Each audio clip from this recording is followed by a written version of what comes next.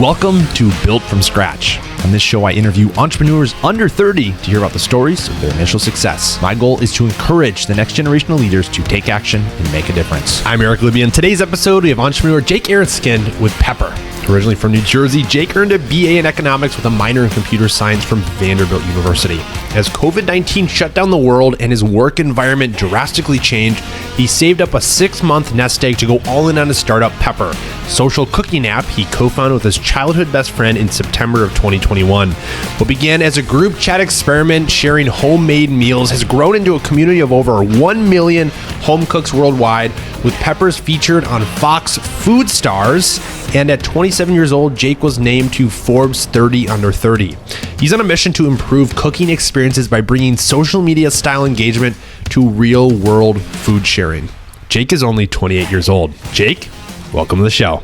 Thank you so much for having me. I feel like I'm listening in on my own biopic. That was amazing. That's good, right? We gotta start hot. Gotta start that way. So how we like to start every show here, Jake, is taking listeners back to the beginning. Because I think it's really important to highlight, like, we know what you've accomplished today, but there's a lot of steps on that journey that got you to that point. So I'd like to know, like, we flash back to maybe your teenage years, younger years, like, as a fly on the wall, like, what would I see with your family? Like, what did that look like? Like, growing up, if I was a fly on the wall, what did I see? I grew up loving baseball. That was my everything. First and foremost, under my Italian grandma's guide, I was a huge Yankees fan. And I was fortunate enough, obviously, to live through a couple World Series wins. But my little league, my senior league, and just following the Yankees was everything to me. Besides that, though, I was, a multi-sport athlete. I was center forward on my soccer team. I remember, one of my core memories. For some background, my grandfather on my dad's side played for Maccabi Tel Aviv in Israel for soccer. He played for the Israeli national team.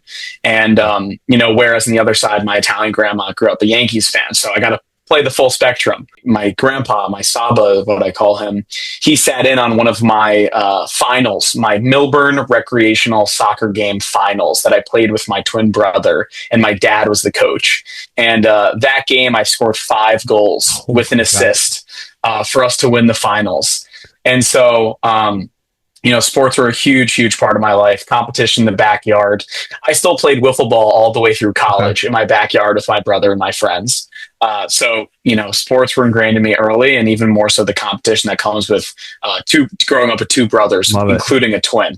How old would you get? 5 goals, 1 assist? So you're like Sports Center, early Sports Center, like teen year Sports Center, hot topic, whatever. How old were you when that happened? That was 8th grade. So that would make me 13, I believe. If soccer and baseball are like the big sports, which one did you lean soccer because of that? Or like which you had to have one that was above the other? I leaned racket sports, or hand-eye coordination sports, so baseball. But at the end of the day, I wasn't nearly as good as I should have been in baseball. When I was at camp, because I went to sleepaway camp every summer, I would turn into, my own version of something between Derek Jeter and Andy Pettit. And I would be very good, but that's probably just, the Jewish summer camp level of skill versus the Milburn baseball skill, which is completely 2 different tiers. But when I got to high school, I actually I started playing a couple years earlier, but I chose to go tennis for my high school sport. And there I was on JV for 2 years. I was on varsity for 2 years. We were number 1 New Jersey, and I actually was a captain my senior year.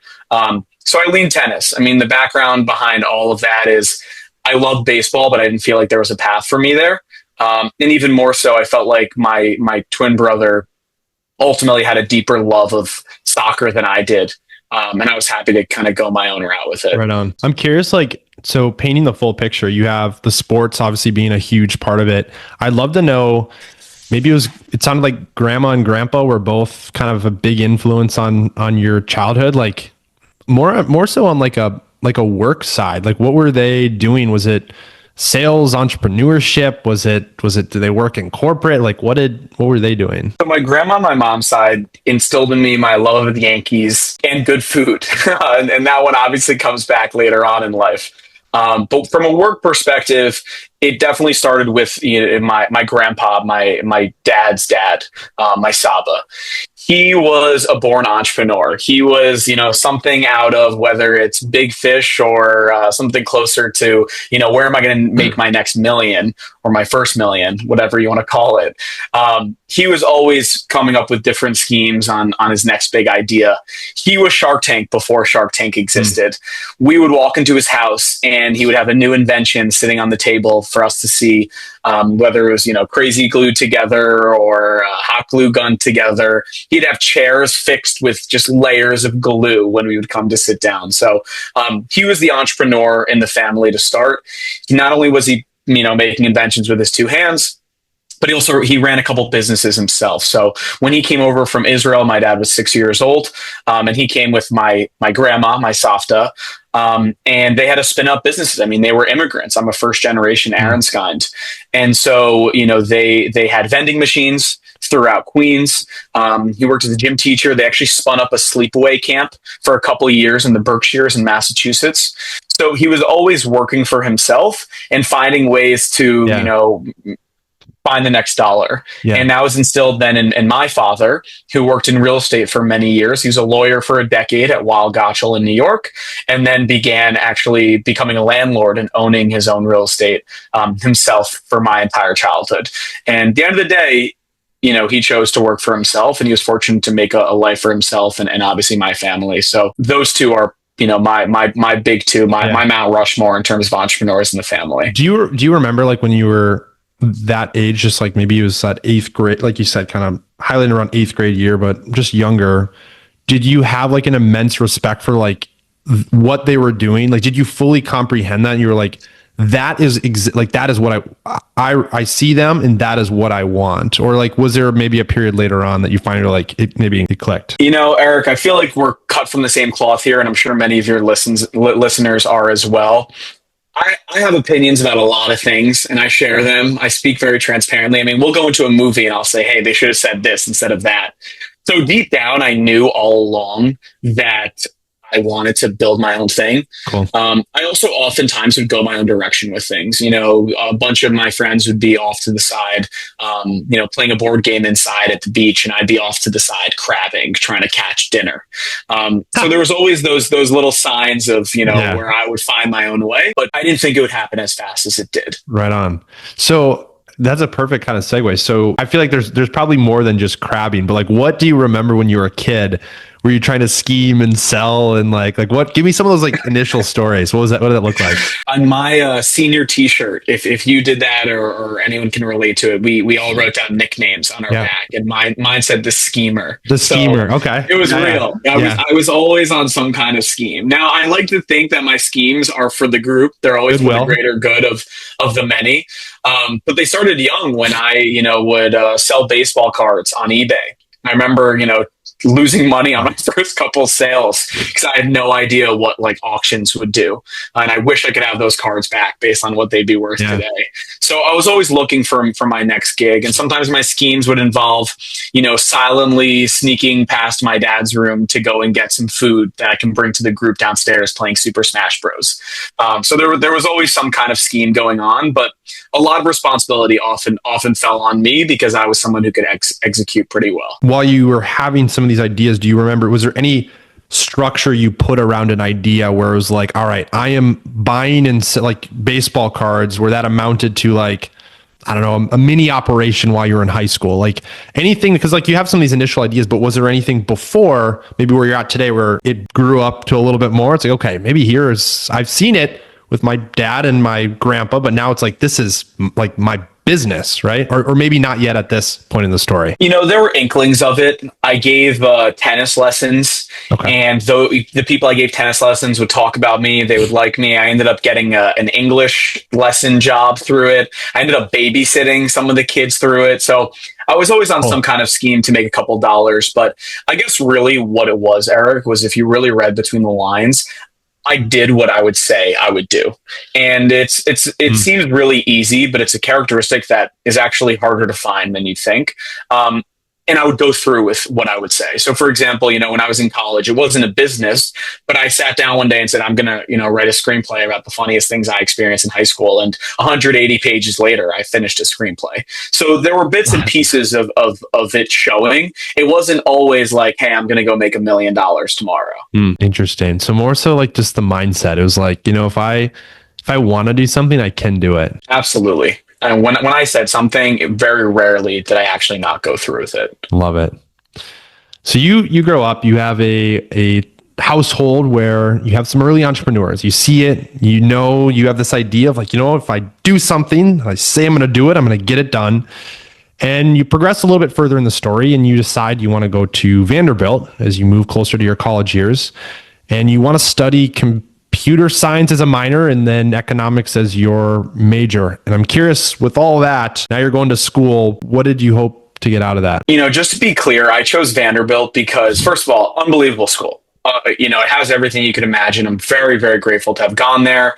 I'm very fortunate to have close ties with the school today. Looking back, I think they took a chance on me. And I believe it's paid off. I think they've been happy with me. But in the moment, it was I definitely didn't have the resume that others had. But my older brother went there. And my older brother is a straight A, perfect GPA student. He ended up double majoring in engineering and economics with nearly a 4.0. He was the president of his fraternity for years. He had a perfect GPA in high school. He had it all. And so, he would become my senior. And I think they took one look at him and said, what, if we have a chance at getting something close to this, let's let his brother in. And so I rode those coattails to get into what would be, an unbelievable university. And when I arrived at school, I didn't have any intention of minoring in computer science. I really enjoyed some computer science classes in high school, but I didn't know that I would go through with it. And then I took my intro to computer science course and I loved it. Ultimately, it ended up being, there's a lot of complexities that maybe I didn't love as much, but I love getting from A to B. And I felt like a minor would suffice. When it comes to my economics major, I was a headless chicken just running after whatever they would give us. And I like the idea. I'm a very numbers-based person. I like the idea of working in finance, and economics was the closest thing that Vanderbilt could offer. I wanted to dip my hands into it. And eventually that would lead me to find a love in the stock market. That's really where, I found my most excitement in economics, but finance was really my interest when I joined college and why I chose to go the economics route. That's really what, a typical Northeastern New Jersey Jew says, hey, let's go to a college and figure it out later. So did you have any idea of what the 20-year outlook looked like? Because you're not coming in here for, at least at that point, not really thinking about I'm going to go launch a business with the finance degree. So what, when you thought going to school 10 years out, what did you think at that point you were going to be doing? Eric, I don't know if most people, get into college and have a plan. Maybe they do. I'm impressed if they do. And probably today they do a lot more, but I went in headless. Let me go and enjoy my time here. And I'm going to get a great internship in New York. I'm going to get a great internship in New York City. It'll figure itself out, that's tomorrow's problem. That's right. That makes sense. What do you think out of your time at Vanderbilt as an entrepreneur? You really didn't necessarily need to go to, you could have been doing what you're doing now without going to school, but there's probably a lot of things at school that kind of empowered you to maybe get to this next point. What do you think was maybe the biggest lesson, or maybe even an entrepreneur that's listening to this is considering should I go? I have this idea. I'm not really sure. What is that one takeaway you had from Vanderbilt that has been invaluable? I'm the biggest supporter of going to college. I hear people talk about, not going to college as an entrepreneur. If you make $1 billion, all you're going to want to do is just spend it hanging out with friends, not caring about anything. And not to say that that's the entirety of your college experience. It's far from it. There's a lot of things you do care about. Those little moments in between are the memories that you're going to have forever. So there's an exercise you can do that you basically keep asking yourself, what if? And you go down this route of what if I skip college, make $1 billion? Okay, what if I have $1 billion? What am I going to want to spend it on? Blah, blah, blah. And eventually what you're going to do is you're going to get to a point where you're going to say, I can spend as much time as I want with my loved ones, my family, my friends. And then you're going to rewind and you're going to say, okay, but what am I getting out of college? I'm getting core memories with my friends and I'm making new friends. And you're going to realize that, money just gets you comfort, but what you have in college is the comfort of meeting people. And yeah, there's a lot more to college. There's hard exams, there's financial burden, there's, everything in between. Social situations that make you uncomfortable, social situations that excite you, whatever it may be. But at the end of the day, you can't escape college without core memories. And so I'm the biggest supporter of it. I would go there a million times over. I didn't know I wanted to be an entrepreneur at least this young when I was in college, but I was always pitching ideas. Eventually, what I would say college gave me is an unbelievable network, and it gave me, a confidence boost that, hey, I can, I'm just as smart and talented as anybody. And when we were sitting in the pandemic, Matt and I asking ourselves, should we build something? The question that really rang the most true was, if not, if anyone, why not us? And that came from, my experience going to an unbelievable university and knowing, hey, everyone here is extremely intelligent and I can hold my own. Just perfect timing, because then you finish school and you come to that opportunity you had after in 2019, working as a prop trader, and you were sent home because of COVID, which is a crazy time period that we'll reflect back in this episode years from now and look back like 2020, 2021 timeframe. You get sent home. Fortunately, you did get to keep your job, but there was two things that was very notable during that time period that stood out to me. And you mentioned this on our pre-interview, Jake, is one is you're sent home. Now you have a bunch of free time. You're cooking a bunch for your family. And two, you're trying to stay fit during the pandemic and you want to keep a community with friends and keep in contact. And you did that by this crazy app called Strava. I'd love to know what happens next. So I go home. I remember that day I got the email and it was like, you're not going to be in the office for a month. And I was like, oh my God, like, that's amazing. Little did I know it would be, months. And for me, I was one of the earliest people back. But leaving that off to the side, I'm at home. I'm quarantining in my childhood home with my family and, their significant others, all under one house in a place that I thought I was done living in. And it was this refreshing sense of like, I went from being an adult with 100% independence to now it's like, all right, what are we eating for dinner and what movie are we watching later? And can we sneak in a Catan game in between? It was refreshing. It was a really nice lifestyle. But what it gave me at first was a little bit of laziness, hey, I don't have to do anything. Let me just enjoy. The world's going through like terror. Let me relax a little bit, not to put too much on myself. The other side was like, I'm a little bored. I've got a lot of time on my hands. The world's going to change.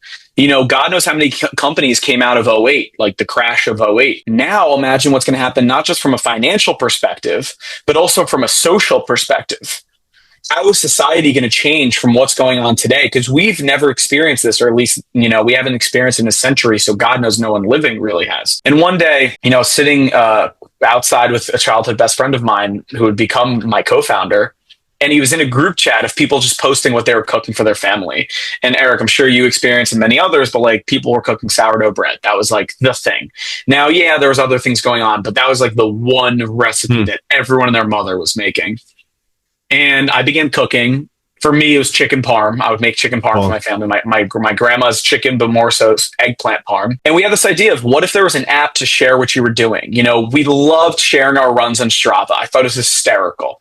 That was like my thing in New York was I would run to Chiefs Meadow and from my apartment in Midtown. And my friends, I would have 6 friends on Strava and every single one would comment on my runs.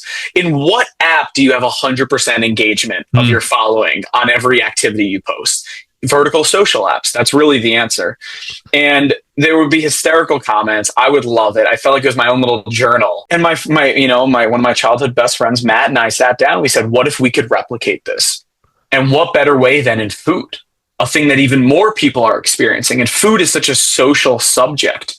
Why doesn't this exist yet? We spent a couple of weeks thinking, it exists, to finally saying, why not us? Let's go see what we can do. Incredible. So you have this conversation, and quickly, there's some steps that happen between this, but quickly it picks up some traction. Like, people want this. And so just notably, within 3 months, you have 10,000 users join your platform, and another 3 months to exponential growth even more, closer to, I think it was 100,000 from what you said. What happens from, all right, you have this conversation, like, how did we get there? It's a great question, Eric. And honestly, looking back now, it seems so short, but it felt like 3 lifetimes. From there, we ended up sitting around a dinner table with a guy that I knew, and literally just said to him, "Hey, if a guy, everyone has a guy in their life that knows everything. They're the guy. They know, they're the connector." And we asked him, as a close family friend, we said, if I wanted to make an app, what would I do? He knew this person, he knew this person, knew this person, who ended up then going, I connected with my camp friend whose older brother had made an app, and one thing led to the next. I found an engineer. They gave us an estimate. We ended up raising a very, very small amount of money so we wouldn't have to dip too much into our own pockets. We were very lucky in that way. We're also we're two very convincing individuals. That's something that Matt and I, especially Matt, have more than anyone, is our ability to schmooze and our ability to tell a really damn good story. We ended up raising a very small amount of money. We used it to build, our first version. Fast forward to June of 2021, I ended up leaving my job. I've now been in the office for almost 2 years. Quarantine was a year and a half before. I leave my job and I say, I'm going to give myself 6 months. Can I get enough funding after the initial to go and take a very small salary? Rent was literally half of what I paid today. Is this in New York? Even less. Is this in New York? In New York. I always lived in New York after college. I ended up quarantining for just a couple months in New Jersey because my job required me to go back in person. So I was juggling 2 jobs at once. We go to beta in June of 2021. 3 months later, we end up launching September 2021. We have this huge, big launch. We say, we're going to get to 10,000. Like, it's going to happen overnight, because we hear it was like the days of Clubhouse. So like overnight successes were happening all day. We launch, we have like 1,000 people on it, which looking back is a miracle. But in the moment, we were so upset. We were like, we're going to fail. This sucks. Like, we didn't make it. We ended up testing as many different ways as possible to get more users. And ultimately, what ended up being the biggest thing is that my family, my friends, my unbelievable network, and Matt's as well, were so supportive. I mean, they helped us get a couple hundred reviews, which helped us rank in the App Store, which helped us get views, which helped creators find us, which then the creators helped us get more downloads. Next thing we know, December of 2021, 3 months after we launch, we break 10,000 downloads. And that was like a miracle. That was my number. That's really the only milestone that's hit me hard, because I remember a competitor had launched years ago and had shut down, and I spoke to their founder and he said they got to 10,000 downloads. And I said that day, if we get to 10,000 downloads, we'll have made it. Wow. It was ultimately trying a lot of things. And the last thing I'll leave you with is, 3 months after that, we did pass 100,000. And that's when the snowball rolled itself.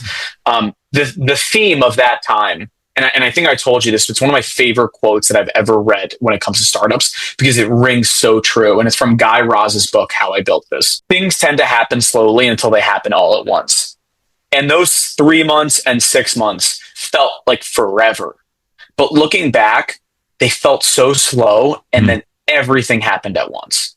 And it made the experience all the more special. When you're going through that and you're thinking, I think one really big thing to highlight in there is like, you're getting ready to make that jump to full time. Like, you quit your job, you're done with your job, and you're like, I'm going to make this jump. One of the things you said on the pre-interview was, I had to save up a 6 month nest egg to make sure you were good. How did you establish 6 months was the number? How did you know when it was like, this is the point? Because you knew despite having users on your platform, you're not going to be making money for like a good while.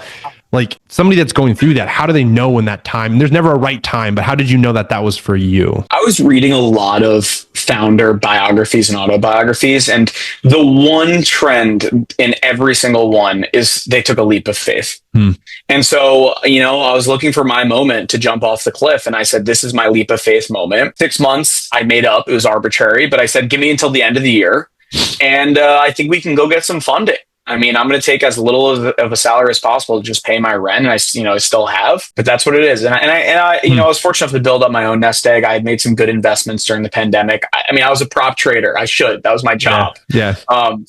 So was fortunately able to like piggyback off those gains as well. Another thing I wanted to touch on with your previous comment is getting that traction early. So like, you get 1,000 users and then up to 10,000 and then 100,000 for someone that's right at that stage where it could be an app, but it could be any product or service where they're trying to build hype at the beginning. Like you're trying to get a plane to like take off.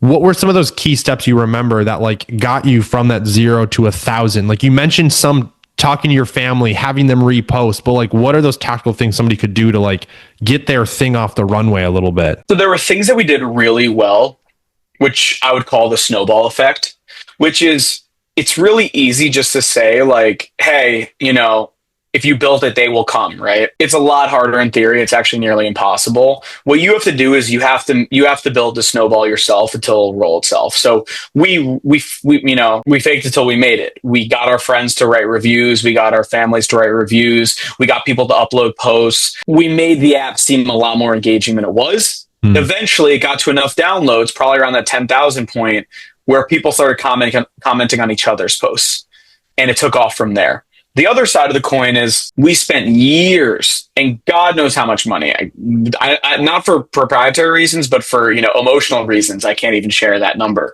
But way too much money just pivoting from a feature standpoint. We were always a recipe sharing app, but just pivoting what our core value is, changing the onboarding, putting it back, but changing it again, changing the feed, changing the profile, changing the upload post process. The biggest tip I give to founders today is design your app well the first time and then test with users instead of building it out every single time. You could get so much further with no code solutions today than we ever thought. Fortunately, Matt and I, and like I can't repeat enough, Matt especially is such a smooth talker that we were able to just keep convincing people to put money into the business for us to figure it out until the point that we really did figure it out. But that's not the right way to do it. Yeah. So that was another thing is like bootstrapping versus taking funding. It's interesting because we've had a split with some of these founders where some of them have right away went before even getting customers, looked for funding. Some 5, 6, 7, 8 years into their business, never took $1. And so you mentioned raising at the beginning, like 100,000 to put into the app. How did you know like how much to bring in, and like you just kind of talk people into like, here's 100K to invest into it. But I'd be curious, like, how did you know how much, and then what did you spend that money on when you first did it? We did so many things wrong in the beginning. It's insane that I'm actually sitting here today having this conversation with you. We raised pretty much the bare minimum each time to hit a new milestone, which is the stupidest thing you can possibly do. We first raised 50K, launched the app. We then raised 100K, pushed to the app store and got some downloads. We then raised 200K to keep growing. There was a point that I want to say we spent like $40,000 in a month when we just like didn't have remotely close to a sustainable amount to be spending that. That's not what you should do. You should either run a super, super lean operation, which is what we did after, or you should raise a bunch of money and spend it. You can't be somewhere in between. And that's where we were. So Jake, it's interesting because you start this app, it gets traction and you're bringing users, but still, I mean, you need to bring in money. You're bleeding. It's red. It's going out the door. You're testing all these features and learning a ton throughout that process. But there was a great quote in our pre-interview that I recorded down. I wrote it word for word because it was great. And it was when you finally flip that dial, that all of that work you were putting in, you started to see, okay, we're actually in the black now. I can actually breathe a little bit. And so this is what you said. This was great. The second it became profitable business, I started sleeping better. Being able to not go bankrupt in a month is a huge sigh of relief. For years, my fear was, are we going to go bankrupt in 30 days? Whereas my other job, the question was, am I enjoying what I'm doing? And am I not going to get fired? And the weight of that burden is so different and no one can really understand it. So I suppose like when you finally hit that moment and it was just like, holy crap, we're actually like profitable, we're making money. Was there a time and like, what did that feel like? Eric, truly, there's nothing in this world that feels like running a profitable business, but it's so imposter syndrome driven. Like I still don't trust that our numbers will keep up. And sometimes our numbers don't keep up. They fluctuate a lot. But currently sitting here on this call today, we are at all-time highs, which makes me very, very excited. We've launched a subscription out of necessity. I mean, we were getting to the bottom of the barrel. Our costs were not going down and we were not getting any more investment. Rightfully so, just to be clear. But we weren't. Our days of Matt and myself pitching our way to, another month just weren't getting there. And we said, all right, we got to launch a subscription. Let's see what we can do. We ended up launching it. And that was, last summer around June-ish. And we spent a couple months tinkering here, tinkering there. I'm a very product focused individual. Cool. Played with a lot of different platforms to help us get better. I use a platform called Superwall, which is really great to help A/B test paywalls. Shout out Superwall. We used a Revenue Cat, which helps integrate subscriptions a lot easier, and they have a really amazing dashboard that shows all of our data in a really succinct way. One thing led to the next. One day we woke up and our demographic started to find us, which we don't compete as much with coastal individuals in New York looking for fancy calorie driven meals. We're for the everyday home cook. And eventually that community found us. And, for one day I was looking at our conversion to trial at 1%. The next day I was looking at 10%. And the next day it was even more. And eventually our subscription really started to take off to the point where the amount we were spending kept getting less and less. We for one reason or another kept whittling down our expenses, and the number that we were making went up and up. And eventually, as our bank account literally got to as little as possible, which I can't, professionally even share, we hit a point where the number changed. There was more money coming in than coming out. And we didn't take institutional funding. We didn't raise another dollar, but the next month a little more came. And the next month a little more. And that's the benefit of subscription. It's compounding. Yeah. And, it really ended up flying over the last 8 to 10 months from today. And as of this morning, we're sitting at just under $1 million in ARR. Crazy, man. And our on a vertical social consumer app, which is wild to say, we are running on our own 2 feet. We don't take any money. And we are spending a fraction of what we make. And we're socking a lot of it away in the bank. Come on. So the business has never been healthier. Our engagement's never been higher. We've never made more.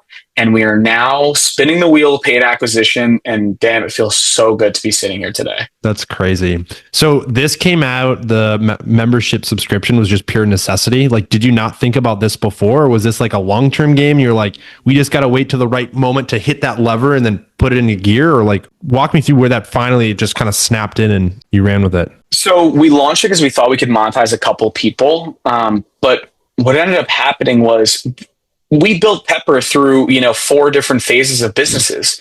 It was growth at all costs. Then it was crypto everything. Then it was blockchain. Then it was AI. Then it was cool to, run a profitable lifestyle business.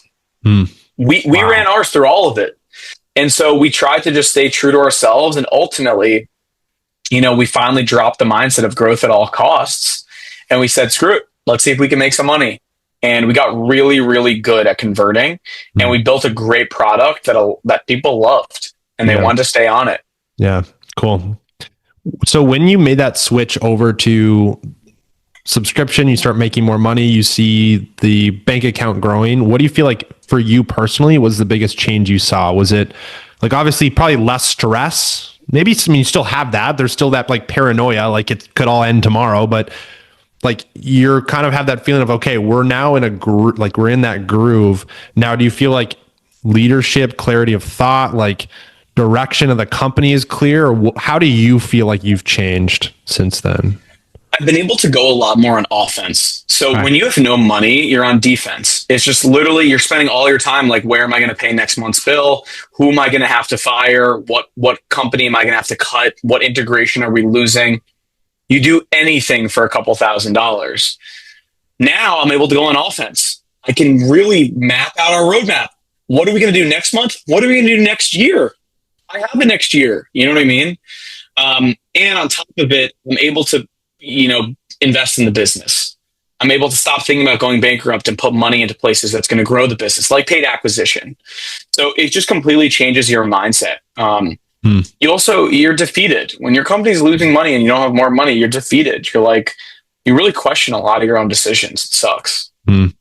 What do you what advice would you give to the person that is in that visual, maybe lifting like a boulder up a mountain, right? So like you're pushing that boulder, you're trying to like just get it over the top. And what advice are you giving to that person that's like, I see it, there's a need here, there's people that want it, but I just don't know how to quite push it over. What mindset should they have? Like, I think that we're a really dangerous example because we did so many things wrong.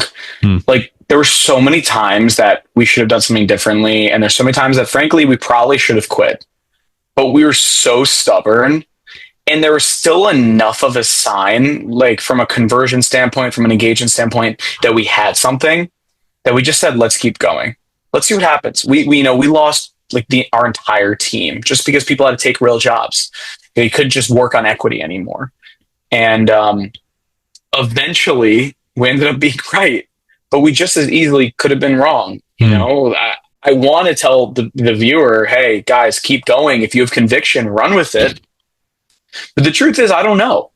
Because what you got to ask yourself is the opportunity cost of you spending your time on this worth the cost of maybe not doing something that may work. Yeah. And trust me, when things are bad, I ask myself that all the time. Do you listen to Alex Hormozi at all? I've listened to a very little amount. Okay. My friends are big fans. So I love a lot of his content. And one of the things he talks about is, as the entrepreneur, one of the hardest decisions you have to make is when to push and when to pivot. Because you don't know. Like there's no like knowingness, like, yep, this is the right answer. So Jake, to transition a little bit, there were, just looking at your story, there's three like huge moments that stood out to me. I'm sure there's way more, but three that were like, I looked at and I was like, wow, that's like super cool. So you have hitting 1 million users on Pepper, Gordon Ramsay show, being on there, like with him and being on his reality TV show. And then recently, within the past years, being on Forbes 30 under 30, which is, all incredible. I have a couple questions for one of them specifically. And that one would be, out of those three, what do you feel like was the one that meant the most to you? Out of those three ones, what really just like you felt the most fulfilled from? It's a really interesting question. On the surface, I felt extremely rewarded by the 1 million downloads because we did it. There's no way around it. Like, we built the company, we scaled it with an amazing team, and we broke 1 million downloads. That was insane. 1 million is a huge number. We had a big hype video. All our users sent in, their videos around it saying congratulations. It was really, really special. That felt amazing. The Gordon Ramsay show was very unique in the fact that it felt like I was living a life that I never dreamed, and I'm a very type A person. It was unlike anything I ever had and ever probably will experience. It feels like a tangent in my life that wasn't my actual life. The Forbes moment, probably, I didn't use the word fulfilling on 1 million downloads or Gordon Ramsay, because Gordon Ramsay definitely wasn't fulfilling. It actually left a lot to be desired because I was booted early. But the 1 million was not fulfilling. 1 million downloads was not fulfilling. 10,000 downloads, like I said earlier, was fulfilling because it was that arbitrary number that I had come up with based on the previous competitor. But 1 million didn't feel like anything because we were dealing with so many problems. We were literally going bankrupt, and we were still not making enough money that it was going to turn around soon. And so there was no way for me to be like, oh, yay, 1 million, look at this milestone. You put a smile on your face and you just deal with it. The Forbes moment was the most fulfilling to me. And I hate that that's the truth, but it is. Not because being on the list means the world, even though it did mean something to me, and it still does. And to anyone who is on it, they know that it means something. And to anyone that wants to be on it, it does have meaning. But because of what it meant to get there, first of all, it is validation. And I wouldn't be human if I said that validation doesn't feel good, because it does. It feels great. 1 million downloads technically in one way or another is validation because other people downloaded our app, but it's still something that we can control. To get onto the Forbes list, someone else had to sit down and decide that. And that felt really special. But even more so is the timing of it. It was the culmination of a lot of exciting moments at the company, specifically on a monetization front. We were just having our best month, and it was our first month of profitability. Barely, but it was a month of profitability. And so to sit there and wake up and now be put onto this Forbes list, which I didn't think we would be able to make if we didn't make it this year, because I didn't know what was going to happen to the company. I didn't know if we were going to go bankrupt or not. To get on the list really meant the world, because it was the cherry on top of an amazing, amazing moment in time. And so when I think about the word fulfilled, that definitely tops the list, because it was more than just being on a list. This may be more of a personal question from that experience, because I'm sure there's obviously there's a lot you felt from that. So something that I don't know if you're thinking about this as maybe a kid, but as an entrepreneur, you see the Forbes 30 for 30 and I have tremendous respect for you that you're able to be on that list and do that with your company. Yeah, that's a worldwide recognition, which is insane. How do you feel like you have changed since then, and in the ways that are good, but also maybe possibly negative? And to clarify the question too, you are now seen, Jake, as on a pedestal. You are a 30 for 30 founder. I'm sure people look at you different. They have conversations with you different. They know this is the founder of the Pepper app. I'm sure there has to be some personal change. I'd love to know what you've experienced. I don't think it's because I was just on the list. I relate everything going on at that moment in time. I'm a different person, especially as a founder, than I was a year ago. And the biggest thing is that I'm a lot calmer. I'm a lot more settled. I'm a lot more comfortable. And I think it shows, to anyone who speaks to me, I hear about it. I got close with someone at Vanderbilt. And also just to mention, Eric, that's a huge pride moment for me, is having Vanderbilt share myself and Andrew being placed on the list. So that obviously has to do with, why I'm excited about being on the list is the fact I can give back and be something to my university and the people around me. But I sat down and got coffee with them recently, and they said, wow, you seem a lot more chill. I was like, you're right, I am. And it comes with this place of we're making money. We're making a lot of money. I don't have to worry about going bankrupt. I don't have to say, Pepper always has looked like it's doing well, but it hasn't always been doing well. But we make it look like that. So I don't have to deal with people saying, how's the company? And I go, great. Or someone coming to me and going oh my God, you guys are crushing it, which happens every other day at this point. When you go and see people you haven't seen in a while, it's so nice. It's so generous of them. But when you know that, you don't have much money and you might go bankrupt, it sucks because, you're like, yeah, it's great. And then you might have to tell them in a month that we're dissolving the business. To now walk around with the comfort of we're actually crushing it. And then also having external validation of wow, they made the list. I would be in rooms where I would be one of the only people that weren't on the list. And I hate the fact that we're using this superficial list as validation, but it is validation. And it meant a lot to me. I wanted to be on the list. I really did. And, every year the list comes out and people share, now you're more likely to be a criminal and to go to jail and blah, blah, blah, and all this stuff. And I was never one of those people. If you got on the list, I'm cheering for you. You crushed it. Good for you. You deserve it. And yeah, part of me is shit, I really wanted to be on it too. But year after year, you're going to see that. And now I feel I'm calmer in the way that, the business is making money. We made the list, which is something that I really wanted to have. The business is growing. I feel like I've earned my stripes. And I still do have imposter syndrome, and I worry about my numbers going to zero next week. But at the same time, I feel so much more comfortable just doing my own thing. I'm going to less founder brunches. I'm saying no to more events. I'm about to go and travel for a couple months and nomad it alone. Sometimes with my girlfriend, which would be lovely, but she, has a 9 to 5, so she can't join all the time.